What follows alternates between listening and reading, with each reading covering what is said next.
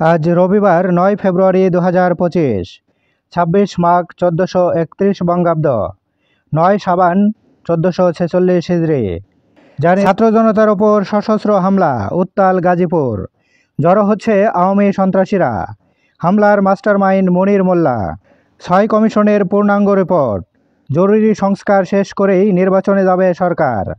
বৈষম্য বিরোধী আন্দোলনে হামলা, হত্যায় জড়িত ৪ পুলিশ কর্মকর্তা আটক। সন্ত্রাস দমনে যৌথ বাহিনীর অভিযান। সারা দেশে অপারেশন ডেভিল হান্ট শুরু। স্বরাষ্ট্র মন্ত্রণালয় বিস্তারিত জানবে আজ। প্রতিদিন দৈনিক পত্রিকাগুলোর শিরোনাম জানতে লাইক, কমেন্ট এবং সাবস্ক্রাইব করুন। এবার শেষের পাতা। বাদ যাচ্ছে ৪৯,০০০ কোটি টাকার বরাদ্দ। উন্নয়ন বাজেটে রেকর্ড কাটছাঁট। গণভোটের বিধান সংসদে পাশের সুপারিশ। জাতীয় নির্বাচনের পদ্ধতি ঠিক করবেন রাজনীতিকরা। কোনো আসনে ৪০ ভাগের কম ভোট পড়লে ফের নির্বাচন। ডক্টর ইউনূসের চরিত্র হননে মিলিয়ন ডলার ব্যয় করছে আওয়ামী লীগ, প্রেস সচিব।